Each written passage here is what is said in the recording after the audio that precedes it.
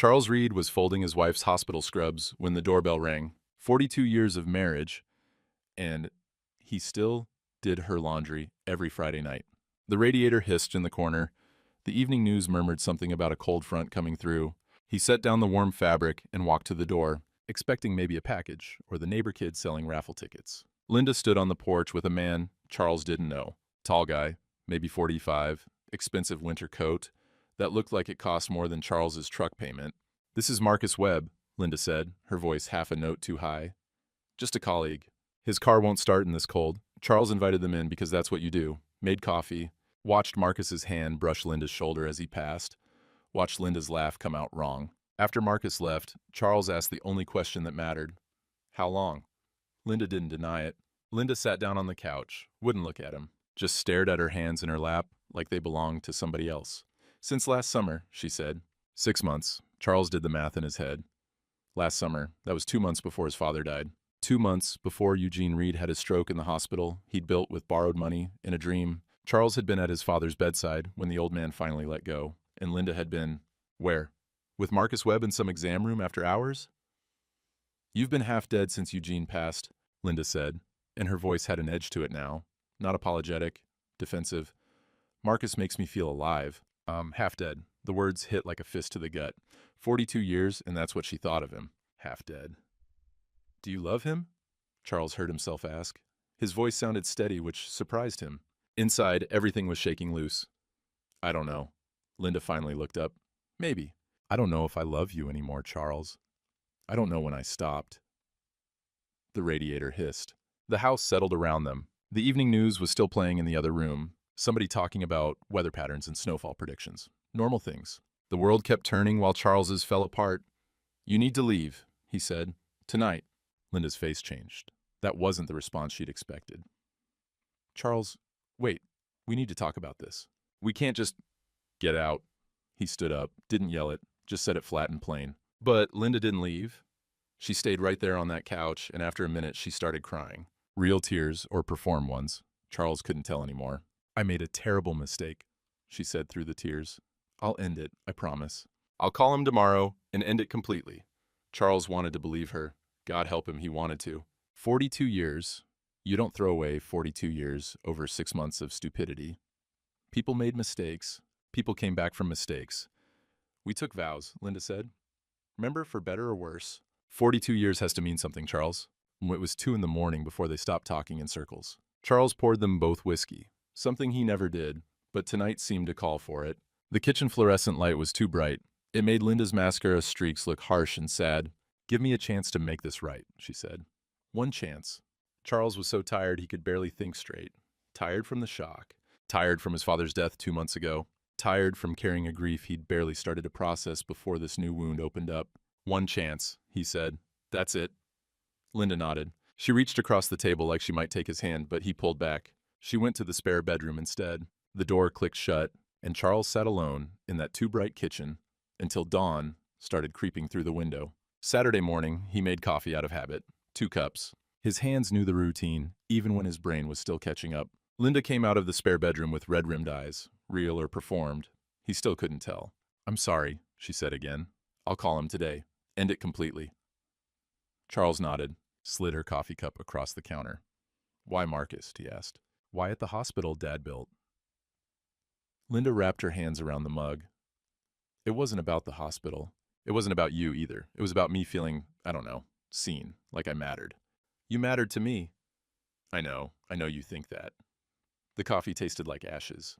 Charles mentioned he needed to sort through his father's estate papers. Boxes of them, out in the garage, stuff he'd been avoiding since Eugene died. Linda volunteered to help, and Charles agreed because he didn't have the energy to argue. But he noticed her phone on the counter, noticed how it kept buzzing. Notification after notification, screen lighting up, then going dark. Linda didn't check it. Just kept it face down, kept talking about calling Marcus today, ending it today, making things right today. The phone buzzed again. Charles poured his coffee down the sink, stood at the window looking out at the frozen yard. 42 years. You should know someone after 42 years. You should be able to tell when they're lying. But standing there in his kitchen on a Saturday morning in January, Linda's phone buzzing like a patient heartbeat on the counter, Charles realized he didn't know anything at all anymore. Sunday morning, they went to church together. Linda's idea. She wanted to go to First Methodist like always, like nothing had changed. Charles agreed because, hell, he didn't know why. Maybe because Pastor Wilkins was preaching, and Charles needed something larger than himself right now. Needed to believe grace was possible. They drove separately, met in the parking lot, walked in side by side. The congregation noticed. Small towns always notice. Frank Dooley from the hardware store gave Charles that particular look. Half pity, half relief. It wasn't happening to him. The church ladies smiled at Linda with their mouths, but not their eyes. Charles and Linda sat in a pew near the middle, not their usual front row. Charles couldn't handle that kind of visibility. The wooden bench creaked under his weight. Someone behind them was humming along to the organ prelude. The hymnal pages rustled as people found the opening song. Pastor Wilkins's sermon was about forgiveness. Of course it was. Divine timing or cosmic cruelty, Charles couldn't decide which. During the closing hymn, Linda reached over and took his hand. Her palm was warm and dry, familiar. 42 years of hand-holding. People could see them from every angle. Older couple, weathering some storm, holding on to each other. Charles held her hand back. Wanted desperately for this to mean something real. The next 3 days, Linda cooked. Monday night was pot roast. Charles's favorite, something she hadn't made in months. The smell filled the kitchen. Carrots and potatoes and that rich brown gravy his mother used to make the same way. Remember when we first got married? Linda said, setting plates on the table. I burned everything for 6 months straight. Charles smiled despite himself. That casserole that was still frozen in the middle. You ate it anyway. Didn't want to hurt your feelings. They were trying. That's what Charles told himself. They were trying to remember why they'd chosen each other 42 years ago.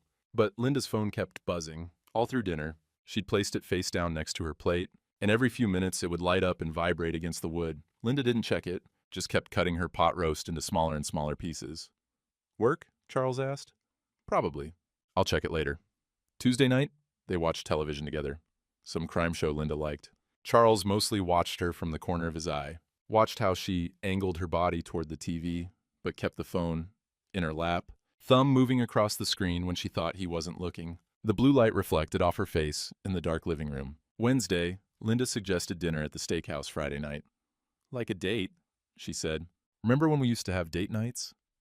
Charles did remember, before Amy was born, before his electrical business took off and required 60-hour weeks, before his father got sick, before life became routine instead of romance. That sounds good, he said. He meant it too. Wanted to believe in date nights and pot roast dinners and second chances. So he went online and booked the lake cabin for late February, the one they used to rent when Amy was little. Thought maybe they could get away for a weekend, reconnect without the daily grind wearing them down. Hey, he said that evening. I booked the lake cabin, last weekend in February, just us. Linda smiled. That sounds perfect. Her phone buzzed in her pocket. She pulled it out, glanced at the screen, turned it over quickly, but not quickly enough. Charles saw the name. Marcus. Saw the heart emoji next to it. Linda's smile didn't change. Work can wait, she said. Friday morning, Amy called. Charles's daughter, 28 years old, high school history teacher, lived alone in a rental house across town. Dad, she said, can we meet? Bluebird Diner, noon. Something in her voice. Careful, serious. Everything okay? We need to talk, please. Charles arrived early, ordered coffee that tasted burned, watched through the diner window as Amy pulled up, manila folder under her arm. She looked like she'd been crying, or hadn't slept, or both. She slid into the booth across from him, put the folder on the table, stared at it like it might bite her. Don't open it here, she said. Take it home. But Dad, her voice cracked. I should have told you sooner. I've known for 2 months, and I didn't know what to do, and I'm so sorry. Known what? Amy pushed the folder across the table. Cell phone records, from the family plan. Mom and him. I'm sorry, Dad. I'm so sorry. Charles drove past his house, past the lake where he'd proposed to Linda 30 years ago. Ended up at the cemetery where his father was buried. Eugene Reed's headstone was still new-looking, fresh granite.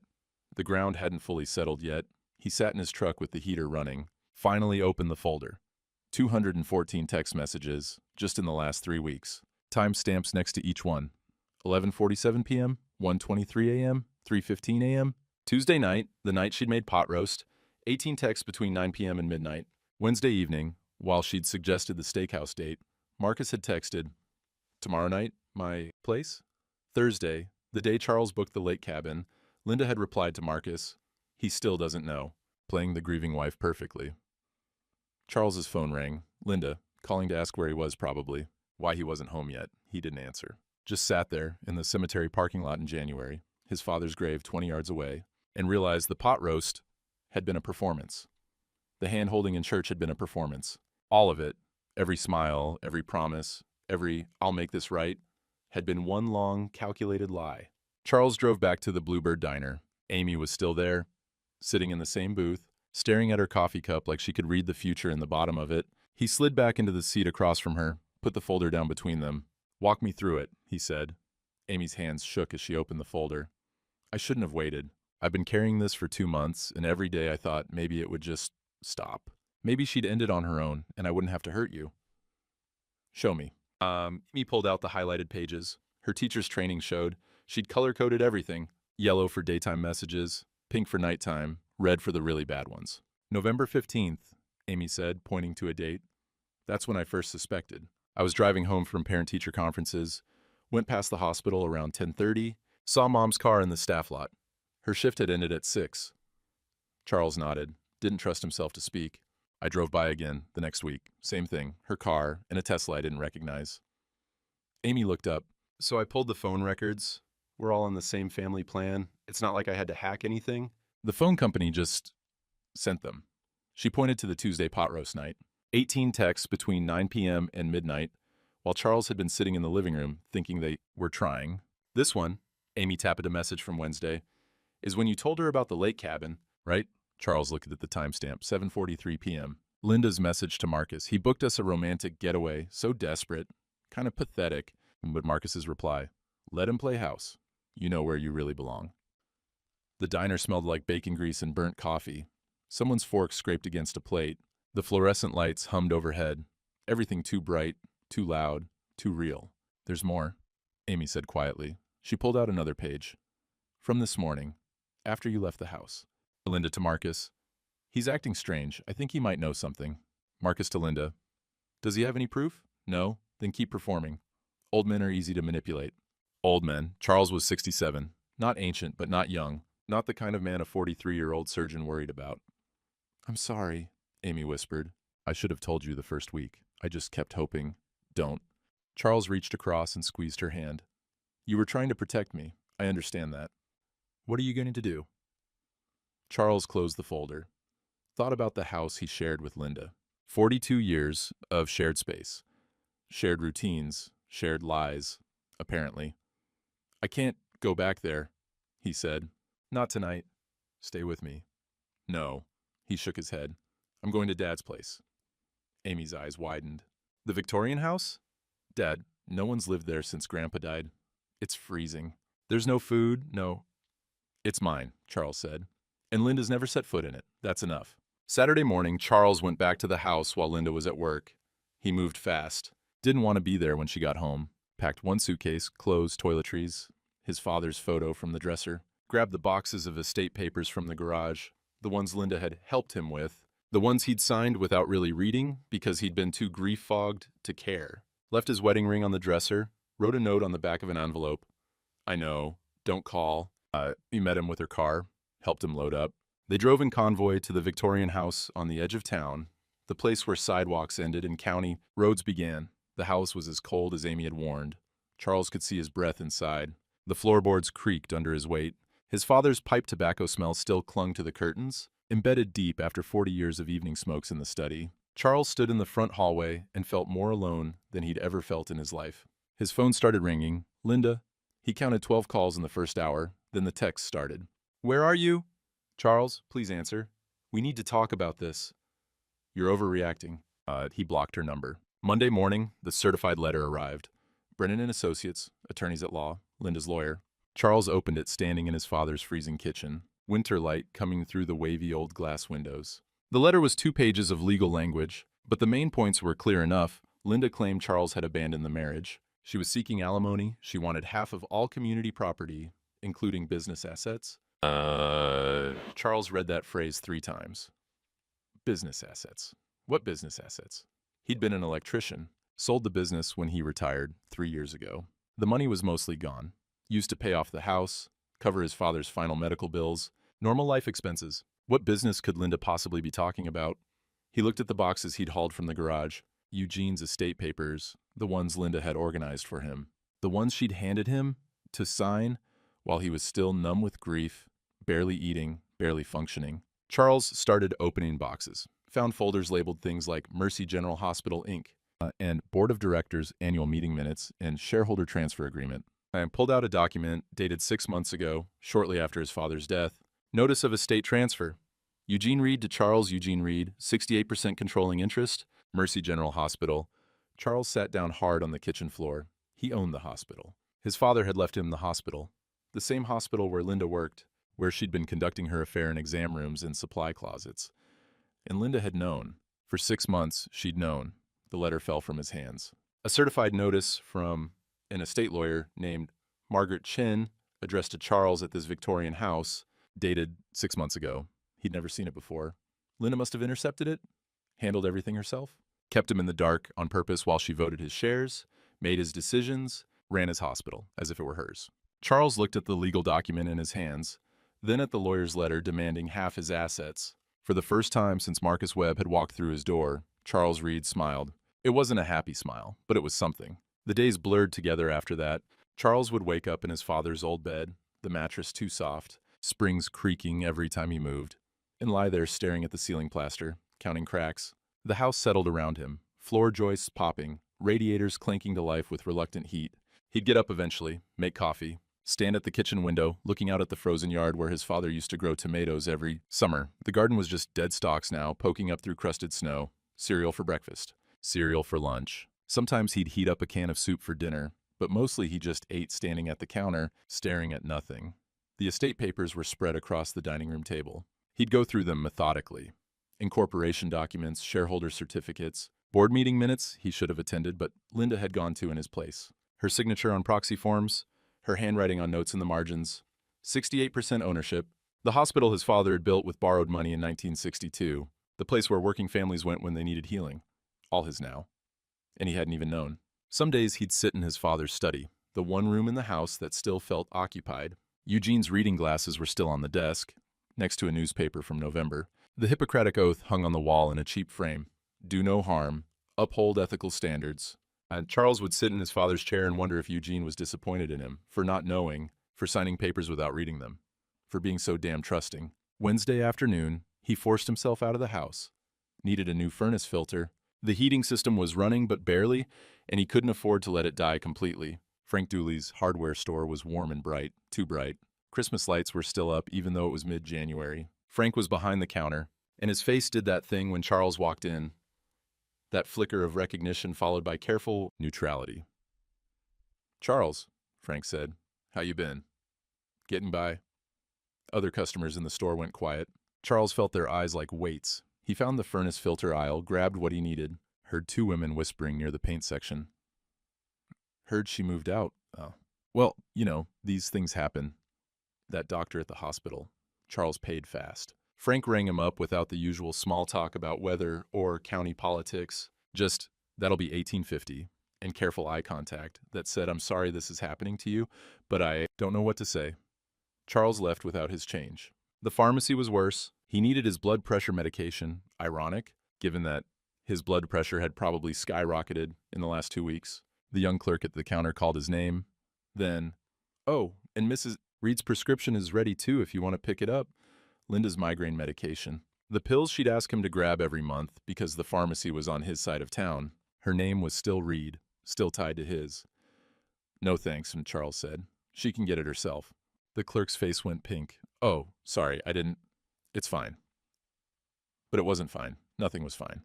He drove back to the Victorian house and didn't leave again for 3 days. Sunday morning, he made himself go to church, couldn't hide forever, couldn't let Linda take his faith along with everything else. First Methodist was the same as always. Same organ prelude, same hymn board with the numbers changed out, Pastor Wilkins at the pulpit in his black robe. Charles slipped into a back pew, not his usual spot up front. The bench was empty around him. People gave him space, not cruel, just careful, like grief and humiliation might be contagious. The sermon was about stewardship, legacy, what it means to protect what's been entrusted to you. "Some of us inherit money," Pastor Wilkins said, his voice carrying through the sanctuary. "Some of us inherit land, some inherit businesses or family names, but all inheritance comes with responsibility. The question isn't what we've been given, it's what we do with it. Charles felt every word like a finger pointing directly at him. After the service, Pastor Wilkins caught him in the parking lot. "Charles, good to see you." "Pastor, how you holding up?" Charles shrugged, didn't trust himself to answer honestly. Wilkins put a hand on Charles's shoulder. "Your father built something important, that hospital. It mattered to this community, still does." "I know. He left it in your hands for a reason." Wilkins squeezed once, then let go. "Don't let him down." Charles drove back to the Victorian house, sat in the truck for 20 minutes before going inside. That evening, restless, he drove past the hospital. Didn't mean to. Just ended up there somehow, idling in the parking lot across the street. Linda's car was there, and next to it, a Tesla. Charles recognized it now. Marcus Webb's. They came out together. 5:30 on a Sunday. No shift ended at 5:30. They were laughing about something. Marcus's hand on Linda's back, easy and possessive. Linda leaning into him like she'd never leaned into Charles. They weren't hiding anymore. Why bother? Old men were easy to manipulate, after all. Charles drove home, sat in his father's study in the dark, stared at that Hippocratic oath on the wall until the words blurred. Do no harm, uphold ethical standards. Was he dishonoring his father by doing nothing? By letting Marcus and Linda corrupt the place Eugene had built? Or was he just being smart, protecting himself? 67 years old, too old to fight, too tired to care. Charles didn't know anymore. Tuesday evening, 9 o'clock, someone knocked on the door. Charles almost didn't answer. Could see through the window. It wasn't Amy, too tall. Could see it was a black man in a work uniform, thermos in one hand. He opened the door a crack. "Mr. Reed?" The man was older, 70s maybe, deep voice. "I'm Earl Patterson, work at Mercy General, night janitor. Been there since '93. Charles remembered him vaguely. Church fish fries. Little League game. Little League games when Amy was young. Earl had coached third base. "Your daddy was a good man to me," Earl said. "Wondered if I could talk to you for a minute." Charles opened the door wider. Earl came into the front hallway, snow on his boots, cold air following him in. He unscrewed the thermos and poured coffee into the lid, handed it to Charles. It smelled burnt and strong. "I know what's been happening," Earl said. "At the hospital, with your wife and Dr. Webb. And I got some things I think you should see." He pulled a worn spiral notebook from his jacket pocket, the kind with a marbled cover, bought at the dollar store. "Been keeping track," Earl said. "Not to be nosy, but because your daddy built that hospital on honest ground. Didn't sit right with me. What's been going on?" Earl opened the notebook. Pages and pages of dates, times, room numbers, handwriting shaky but determined. July 14th. Dr. Webb's vehicle in staff lot, 2 a.m. Exam room 3 light on until 3:15 a.m. August 2nd. Nurse Linda Reed clocked out at 6 p.m. Vehicle still in lot at 11 p.m. Seen leaving with Dr. Webb. On and on. Months of careful documentation. An old janitor bearing witness to corruption in the halls he mopped. Charles's hands shook holding the thermos lid. The coffee was terrible, burnt and bitter. He drank it anyway. "Why are you showing me this?" he asked. Earl looked him in the eye. "Because your daddy built something that mattered. Took care of people. Took care of my wife when our insurance lapsed. Treated her cancer for free. Made sure she died with dignity. I owe him. And I owe the place itself." He closed the notebook but left it on the hall table. "That hospital's yours now, Mr. Reed. Heard about the inheritance through the grapevine. Figured you didn't know, given how things have been going, but now you do know. Question is, what you gonna do about it?" Earl put his thermos back together, headed for the door, stopped with his hand on the knob. "Your daddy wouldn't have stood for this. Not in his hospital. Just thought you should know that." The door closed. Charles stood in the front hallway holding a cup of burnt coffee, staring at a janitor's notebook on his father's hall table. For the first time in 2 weeks, something that wasn't grief or rage moved through him. It felt like purpose. Wednesday morning, Charles went back to the garage. Not his garage. He still thought of the Victorian house as his father's place, even though Eugene had been dead 2 months and the deed was in Charles's name now. The boxes were stacked against the far wall, next to Eugene's old workbench. Charles had moved them here when he'd fled his shared house with Linda, but he hadn't really looked at them. Not systematically. He'd found the ownership transfer by accident, pulled it out, stared at it in shock. But there was more. He could feel it. He started with the box labeled Hospital Corporation Legal, incorporation papers from 1962, Eugene's signature in fountain pen ink, still dark after all these years. The hospital had started as a partnership, Eugene and 2 other doctors, but over time, Eugene had bought them out, kept control, wanted to make sure the mission stayed pure, serve working families with dignity and competence. Charles found shareholder meeting minutes, board elections, financial statements going back decades, and there, 6 months ago, the transfer documents. Estate of Eugene Michael Reed, deceased, hereby transfers all shares and voting rights to Charles Eugene Reed, son and sole heir, 68%, controlling interest. The other 32% was split among various doctors and community members. But Charles had the power, had always had the power. He called Amy. "Did you know about this?" he asked when she answered. "The hospital?" "Know about what?" "Dad left me the hospital. I own it. Mom's been voting my shares for 6 months. Silence on the line. Then, "Dad, can I come over?" Amy arrived 40 minutes later with her laptop and a yellow legal pad. She sat at Eugene's dining table, surrounded by papers, and started taking notes like she was grading essays. "Okay," she said. "Walk me through what you found." Charles showed her everything. The transfer documents, the proxy forms with Linda's signature, the board meeting minutes, where decisions had been made in his name without his knowledge. Amy's fingers flew across her keyboard. Hospital bylaws, board authority, majority shareholder rights, and she looked up. "Dad, you can do basically anything. You can call special meetings, replace board members, revoke all proxy authorizations. You're not just an owner, you're the owner." Charles sat down heavily. The magnitude of it was overwhelming. "Why would Dad do this?" he asked. "I'm an electrician. I don't know anything about running a hospital." Amy reached across and squeezed his hand. "Maybe he thought you knew the most important thing. How to care about people." She pulled out another document. "Look at this. Letter from Grandpa. It's addressed to you."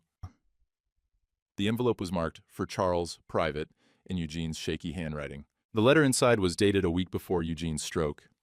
Charles's hands trembled as he unfolded it. "Son, if you're reading this, I'm gone. The hospital is yours now. Don't let anyone tell you you're not qualified to run it. I've watched doctors with fancy degrees forget why we do this work. But you've never forgotten what it means to serve.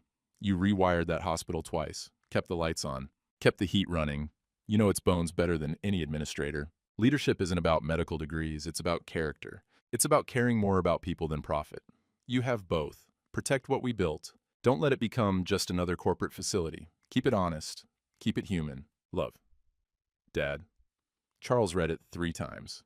Amy was crying quietly beside him. "He believed in you?" she whispered. Charles folded the letter carefully, put it back in the envelope, felt something shift inside him. Not confidence exactly, but something close to it. Resolve, maybe? Friday evening, Earl came back. Charles had been expecting him somehow, had left the porch light on. Earl brought his second notebook, this one focused on recent months. Supply orders, equipment requests, vendor relationships.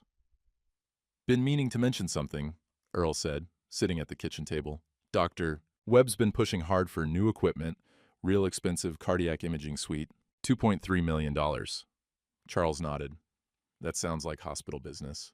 Except he picked the vendor himself, bypassed normal procurement, company called Meditech Solutions. Earl slid a printout across the table, something he'd looked up at the library computer. "Dr. Webb owns 15% stock in Meditech. Public records."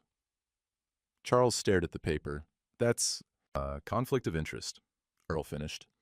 "Doctor profiting from equipment he's ordering. That ain't legal. And he's proposing this to the board? Next meeting, 2 weeks from Tuesday." Earl pulled out another sheet. "Here's the other thing. His proposal eliminates the night janitorial staff. Says it's cost savings.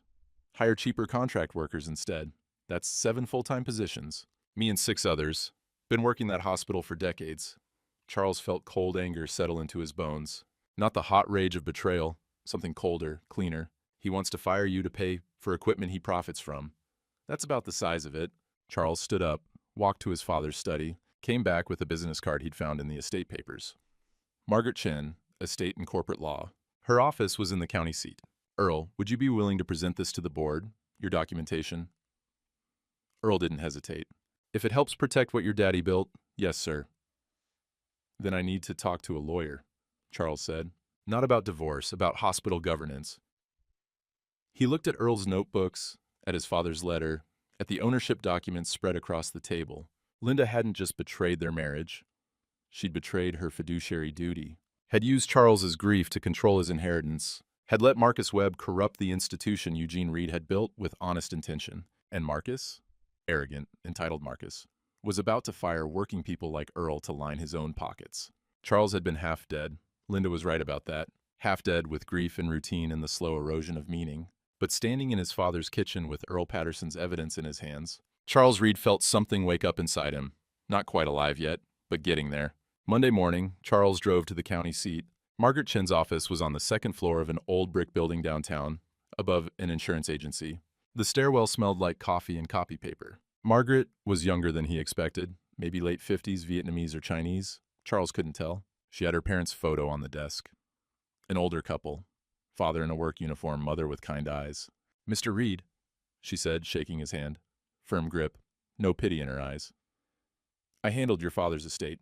I'm sorry we're meeting under these circumstances." Charles sat down in the leather chair across from her desk, pulled out the proxy forms Linda had signed. "My wife has been voting my shares at hospital board meetings. I never authorized that."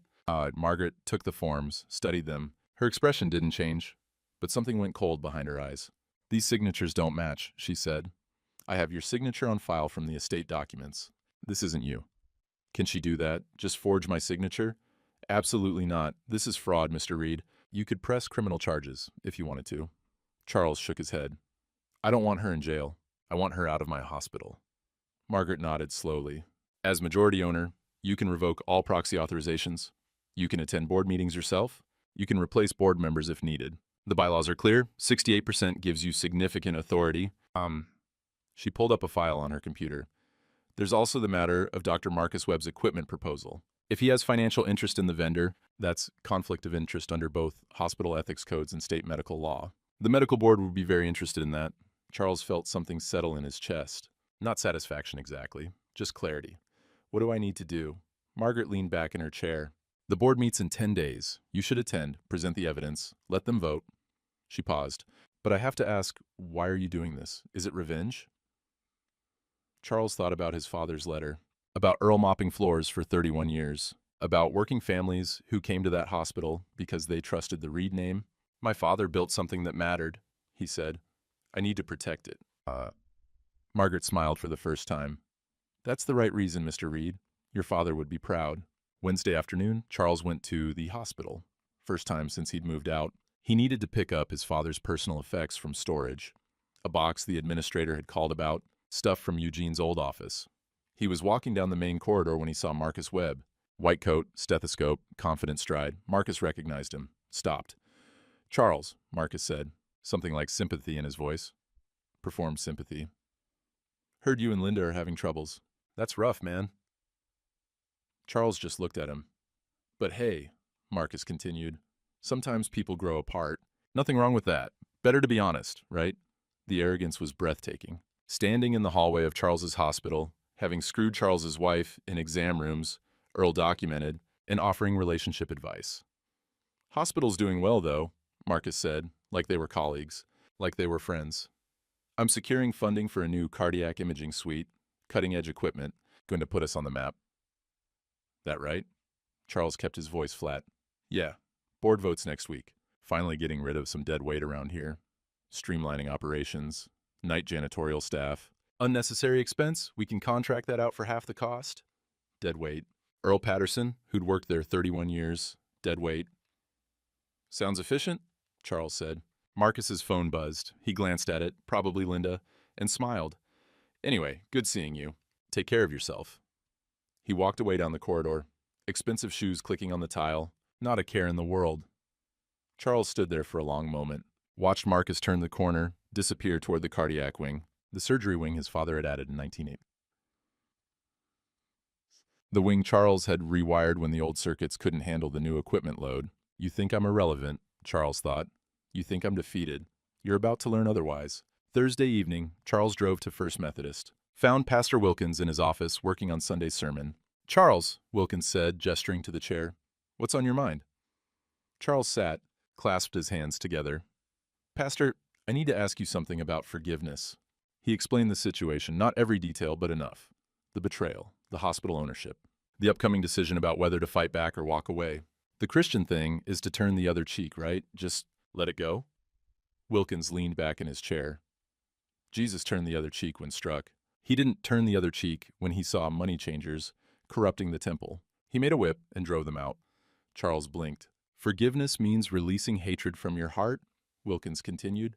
"It doesn't mean tolerating ongoing harm. Your father's hospital is a trust, a stewardship. God gave you responsibility for it. Letting corruption continue isn't holy, Charles. It's cowardice. So fighting back doesn't make me unchristian?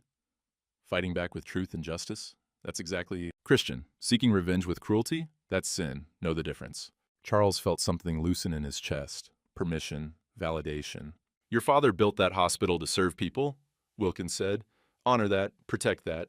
Do it with integrity, and you'll have nothing to answer for. Charles was walking to his truck when Amy called. Dad, Mom's lawyer sent another letter. Amy's voice was tight. She's demanding half the hospital value in the divorce settlement. Claims community property. Charles unlocked his truck, sat behind the wheel, didn't start the engine. Let her try, he said. What? She has no idea what's about to happen, Amy. None of them do. What are you going to do? Charles looked at the church steeple against the darkening sky.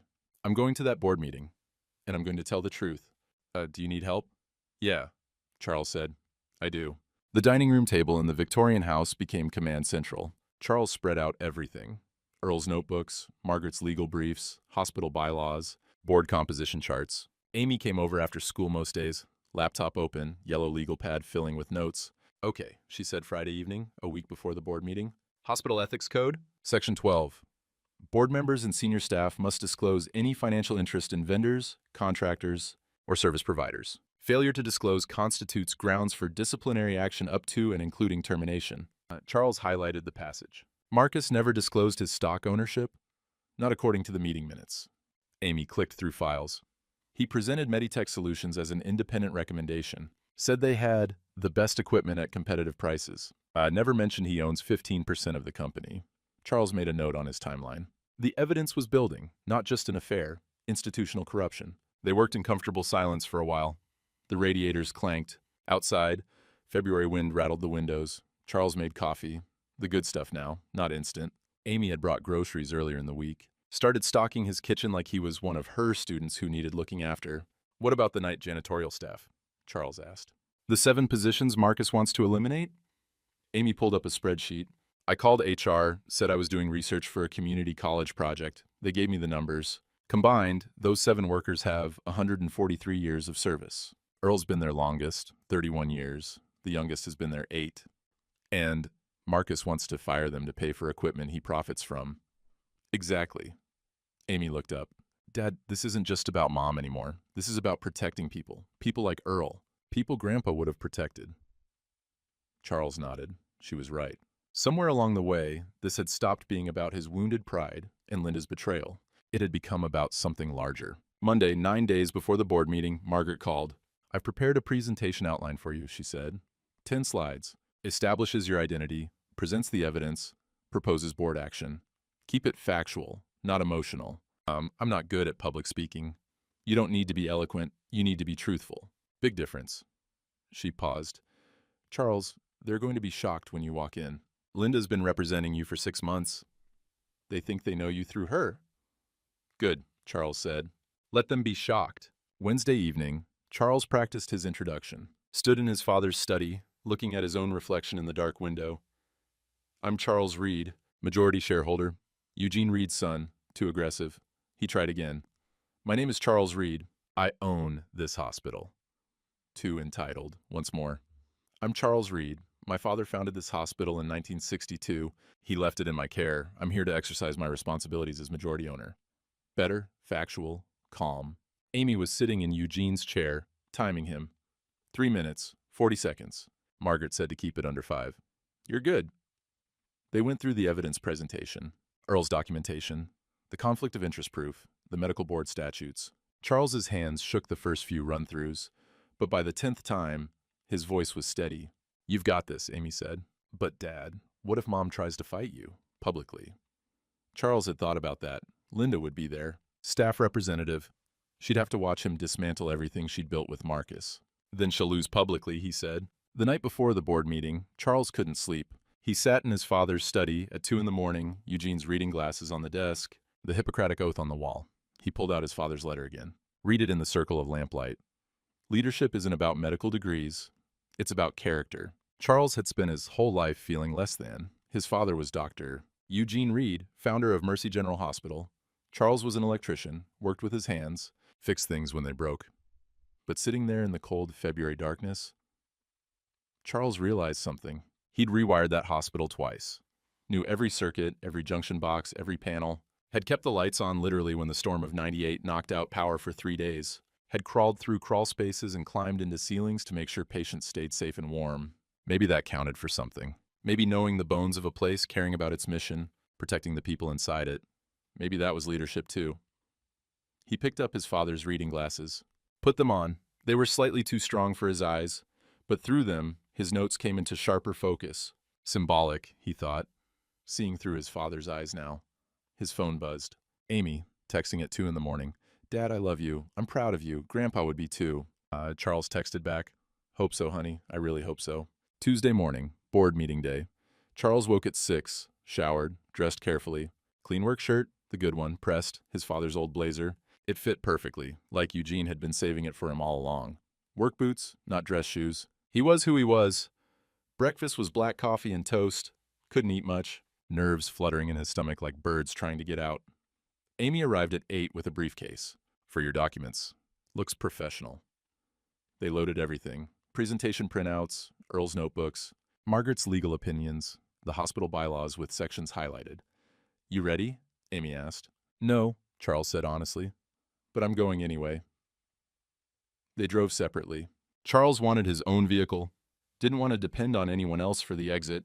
The hospital was 20 minutes away. He took his time, watched the town roll past. The diner where Amy had shown him the cell phone records. The church where he and Linda had sat holding hands, performing reconciliation. The hardware store where Frank Dooley had given him that careful, pitying look. Small towns have long memories. Today would give them something new to remember. Charles pulled into the hospital parking lot at 9:45. The board meeting started at 10. He watched other members arrive. Older professionals in expensive cars. Linda in her scrubs, she must be working a shift before the meeting. And Marcus in his Tesla, confident swagger as he walked toward the entrance. Charles sat in his truck. Breathing, reviewing his notes one last time, his phone buzzed. Amy, you're a Reed, act like it. Charles looked at the hospital entrance. The sign above the door, Mercy General Hospital, founded 1962. Eugene Reed, MD, his father's name, his father's vision, his father's trust. Time to protect what you built, Dad. Charles grabbed the briefcase, got out of the truck. The February air was cold, but not as bitter as it had been. Spring was coming eventually, always did. He walked through the parking lot, past Marcus's Tesla, past Linda's car with the nursing school parking sticker, past the maintenance entrance where Earl would be coming in for his night shift in a few hours. Pushed through the main doors, followed the signs to the administrative wing, boardroom, straight ahead. Helen Cartwright, the board president, was already calling the meeting to order. Charles slipped into a back row seat. Nobody noticed him. Just an old man in a work jacket, probably waiting for someone. Marcus was at the front, setting up his presentation, confident, prepared, no idea what was coming. Linda sat at the conference table, staff representative, her back to Charles. He could see her shoulders, the way she held herself. Familiar after 42 years, foreign now. Helen went through routine business, budget updates, staffing reports, compliance reviews. Then, Agenda Item 4, Capital Equipment Proposal, Dr. Webb. Marcus stood, clicked to his first slide. Thank you, Madam President. I'm excited to present our new cardiac imaging suite proposal. Charles listened, watched Marcus sell his vision. $2.3 million, state-of-the-art equipment, put Mercy General on the map. A board member asked, how do we fund this? Marcus clicked to his next slide. Operational efficiency. We eliminate night janitorial services, contract those out, 7 positions, significant salary savings, dead weight, just like he'd said in the hallway. Earl and his colleagues were dead weight to be discarded. The board members nodded, made notes, seemed favorable. Helen Cartwright, any objections before we vote? Silence. Charles stood up in the back row. Every head turned. I have an objection, he said. Helen squinted. And you are? Charles walked to the front of the room, set his briefcase on the table, looked at Linda, her face draining white, looked at Marcus, his confident smile faltering. I'm Charles Reed, he said, Eugene Reed's son, majority shareholder. I own this hospital. The room went completely silent. Charles opened his briefcase. And we need to talk about what's been happening here. Helen Cartwright recovered first, and Reed, we've been operating under your wife's proxy authorization for forged proxy, Charles said, pulling out Margaret's legal opinion. I never authorized her to vote on my behalf. My attorney has confirmed the signatures don't match. He handed the document to Helen. She studied it, her face going carefully neutral. Margaret Chen stepped into the room. She'd been waiting in the hallway. Margaret Chin, Estate and Corporate Counsel for Mr. Reed. Everything in that brief is accurate. Mrs. Reed has been fraudulently representing Mr. Reed's interests for 6 months. Linda's face was pale as chalk. She started to speak, but Charles held up his hand. I'm not here about forgery, he said. That's a separate matter. I'm here about Dr. Webb's proposal. He clicked to his first slide. The boardroom projector hummed to life. Webb is proposing we purchase equipment from Meditech Solutions. $2.3 million. Charles clicked again. Public business records show Dr. Webb owns 15% stock in Meditech Solutions. He has direct financial interest in this vendor. The room went silent. Charles could hear the projector fan, the rustle of papers as board members shifted. Marcus stood abruptly. This is a personal vendetta. Because of my relationship with Linda. No, Dr. Webb. Charles's voice was steady, calm. This is about institutional ethics. Your personal life is between you and your wife. Your professional conduct is board business. And he pulled out Earl's notebooks. Earl Patterson is our night janitor, 31 years of service. He's been documenting irregularities for 6 months. Equipment orders placed through Meditech without competitive bidding. Late-night access to exam rooms. Supply discrepancies. Charles handed the notebooks to Helen. She paged through them, her expression hardening. Miss Patterson doesn't just keep the floors clean, Charles continued. He keeps institutional memory. He remembers what this hospital is supposed to be. A board member, older man, doctor, somebody, Charles hadn't caught the name, spoke up. Are you saying Dr. Webb's proposal involves conflict of interest? I'm saying Dr. Webb never disclosed his financial relationship with the vendor. That's a violation of Hospital Ethics Code. Section 12, it's also a violation of state medical law. Charles nodded to Margaret. My attorney can provide the statute references. Margaret did, handing out copies. The board members read in silence. Marcus's face had gone red. This is ridiculous. The equipment is top quality. The pricing is competitive. My stock ownership is irrelevant. Then why didn't you disclose it? Charles asked. If it's irrelevant, why hide it? Marcus opened his mouth, closed it, looked at Linda like she might help him. Linda was staring at the table. Charles clicked to his next slide. There's also the matter of the 7 positions Dr. Webb proposes eliminating. Night janitorial staff. Combined experience. 143 years. Loyal employees. People my father trusted. People this community needs. He looked directly at Marcus. You called them dead weight. In the hallway last week, you told me they were unnecessary expense. But they're not dead weight, Dr. Webb. They're the foundation. They're the people who keep this place running when nobody's watching. The boardroom was stifling, overheated. Charles could smell Linda's perfume from across the table. Chanel No. 5, the same scent for 42 years. Could see Marcus's Rolex catching the fluorescent light. Could hear his own heartbeat pounding, but his voice stayed level. My father built this hospital to serve working families with integrity. That was his mission in 1962. That's still our mission today. This proposal violates both principles. Helen Cartwright looked around the table. Board members, we need to vote. First on Dr. Webb's equipment proposal as presented. Hands went up, all opposed, unanimous rejection. Second, on launching an ethics review of Dr. Webb's vendor relationships and potential conflicts of interest.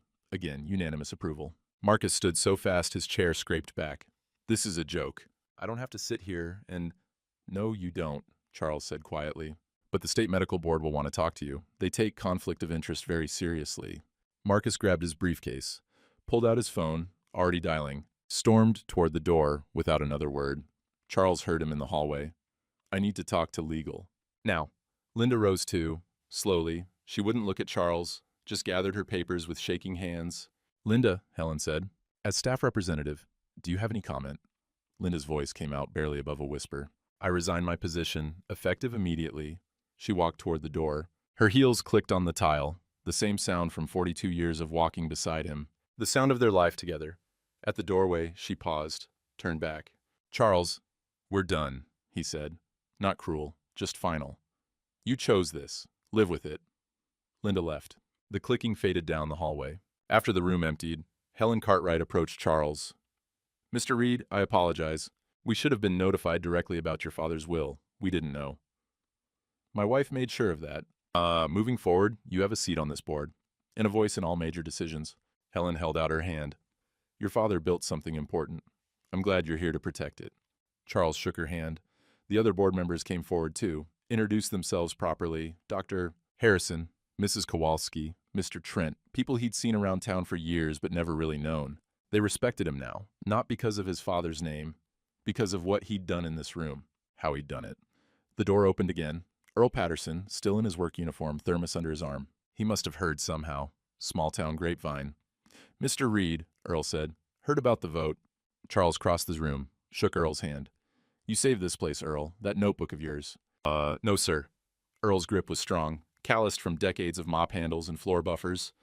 "You did. I just kept notes."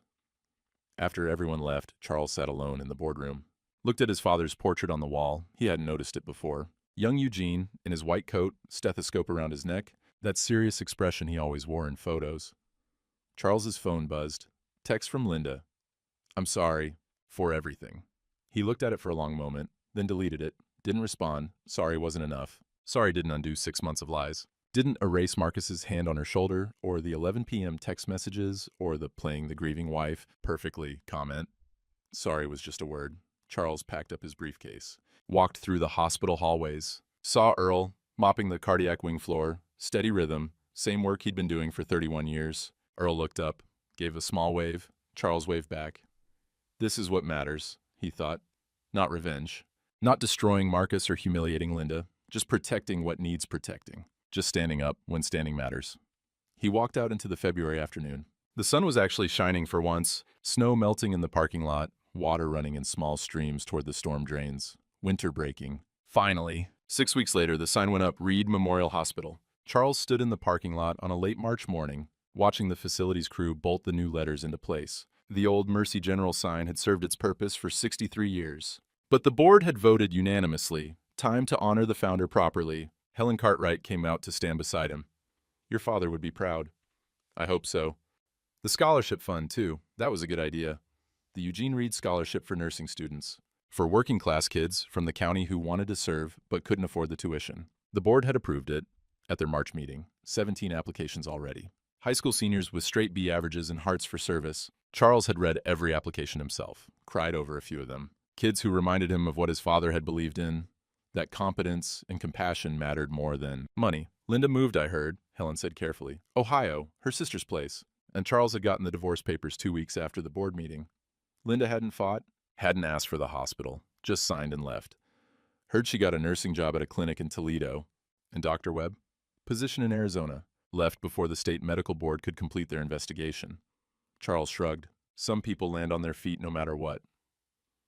Helen nodded. They both knew Marcus would probably do fine.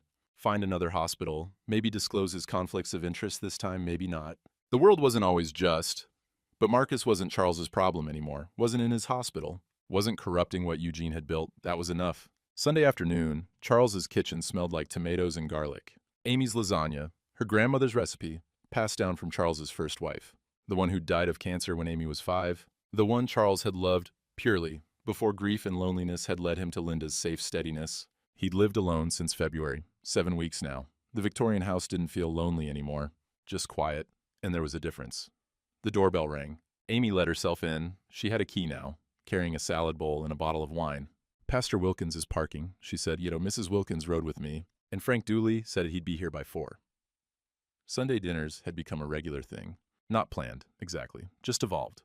People Charles had known for years but never really connected with.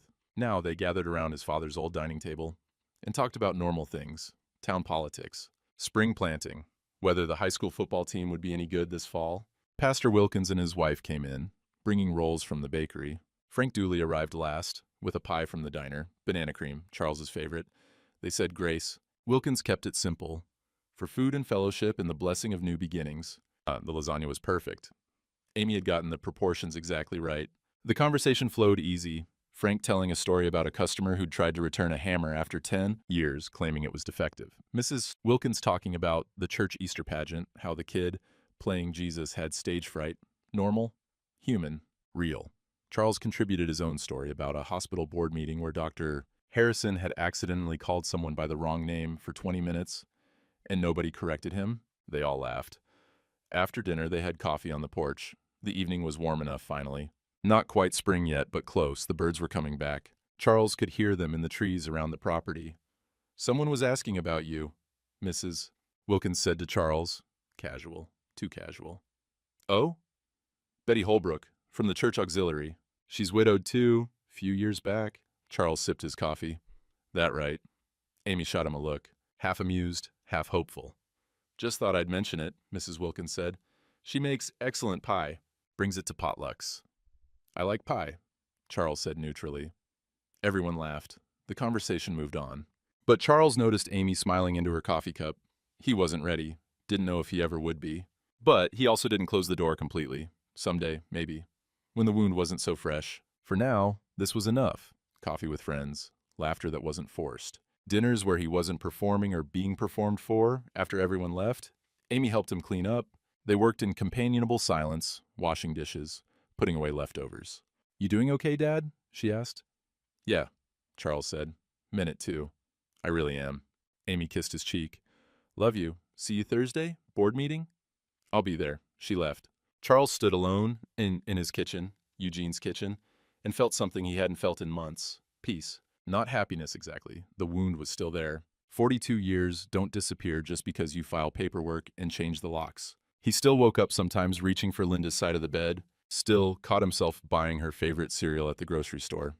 But the sharp edge of it was dulling, becoming something he could live with, carry, integrate. He'd survived, more than survived. He'd protected something that mattered, found purpose beyond his own pain. That counted for something. Tuesday morning, Charles walked the hospital grounds before the weekly management meeting. A habit now. He liked seeing the place wake up, maintenance crews arriving, nurses changing shifts, the first patients of the day being helped from cars by family members. The snow was completely gone, grass turning green in patches, flower beds beginning to show signs of life, tulips pushing through the mulch, daffodils already blooming along the south wall. He passed the maintenance entrance, saw the new hire, younger guy, maybe 40, who'd replaced one of the retiring janitors. The kid nodded respectfully. Morning, Mr. Reed. Morning. Earl was there too, checking the schedule board. Saw Charles and walked over. How's the new scholarship student working out? Earl asked. Jessica, she's great, smart, works hard. Reminds me of my daughter at that age.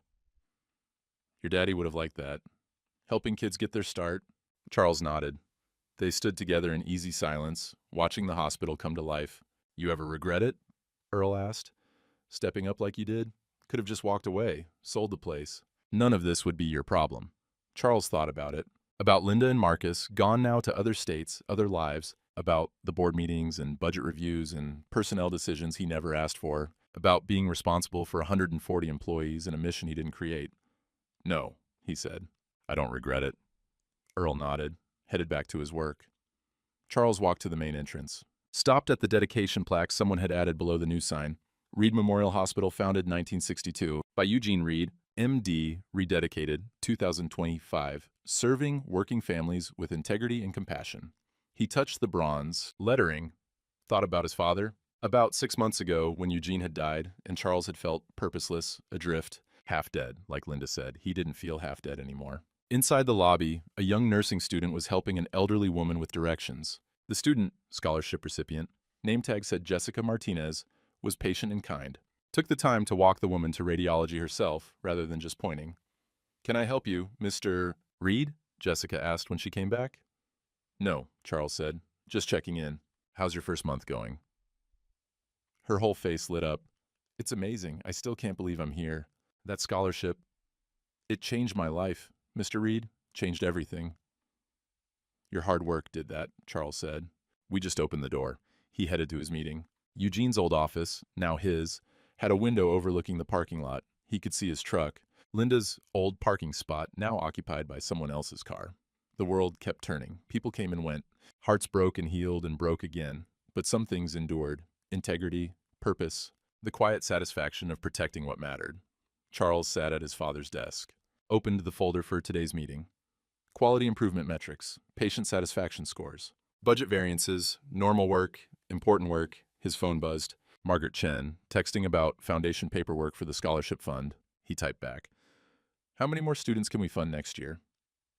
Her response? With current interest rates? Maybe 4, 5 if we're careful. Charles smiled, wrote back, let's plan for 5. He set down his phone, looked at his father's photo on the desk. Eugene, in his white coat, serious expression, everything ahead of him. We're doing okay, Dad, Charles said quietly to the empty office. Not perfect, but okay. Outside, spring was arriving, slow but certain, the way it always did. And inside the hospital his father built, Lights stayed on. Patients got cared for. Working families found healing. The mission continued. That was enough. Charles stood on the hospital steps late that afternoon, watching the sun drop toward the horizon. Golden light, not harsh. The kind that made even the parking lot asphalt look better than it was. He thought about where he'd been 6 months ago, folding Linda's scrubs in a warm living room, believing he knew his life. Believing 42 years meant something permanent. Turns out nothing's permanent except the choices you make when everything falls apart. You can't control who betrays you, can't control who walks away or who lies or who decides you're not enough anymore. Charles had learned that the hard way. But standing here now, watching the evening shift arrive and the day shift head home, he understood something his father probably knew all along. You can control what you build afterward. Not through revenge, not through bitterness, just through showing up, doing the work, protecting what needs protecting, standing for something when it would be easier to walk away. Dignity doesn't come from being loved by the right person. It comes from being the right kind of person when love fails you. A car pulled up, elderly couple, the man helping his wife out carefully. She was using a walker, moving slow, the man's hand on her elbow, patient and steady. Probably been married 50 years. The kind of partnership Charles had thought he had. He felt a pang, not jealousy exactly, just awareness of what he'd lost, but also awareness of what he'd gained. Purpose, self-respect. The knowledge that he could stand when it mattered. Charles walked to his truck, drove past fields turning green after the longest winter, past the house he'd shared with Linda. Someone else's curtains in the windows now. Felt nothing. Not anger, not longing, just the quiet acceptance of a closed chapter. Arrived home as dusk settled. His home now, not his father's. The Victorian house with its creaky floors and cold drafts and the smell of pipe tobacco embedded in the walls. But also, Amy's leftovers in the fridge, friends who called to check in, work that mattered, a scholarship fund that would help kids long after Charles was gone. He sat on the porch steps with his evening coffee, steam rising in the cooling air, listened to the birds settling for the night, watched the first stars appear, thought about his father's letter, leadership as character, thought about Earl's loyalty, Margaret's fierce advocacy, Amy's partnership, thought about Linda and Marcus wherever they were now, hoped they found what they were looking for, doubted they would. Some people spend their whole lives running from themselves. Charles had stopped running, 67 years old, alone but not lonely, wounded but healing, starting over but not from nothing, from something solid, from integrity, from choices made, right when everything was wrong. He finished his coffee, went inside to warmth and quiet. Tomorrow there'd be another board meeting, more decisions, more responsibility. But tonight, there was just this. A man at peace with the life he'd chosen, after the life he'd planned fell apart. Charles closed the door, heard it latch solid. Some stories end, new ones begin. That's just life. And life, the real kind, built on truth instead of performance, was enough.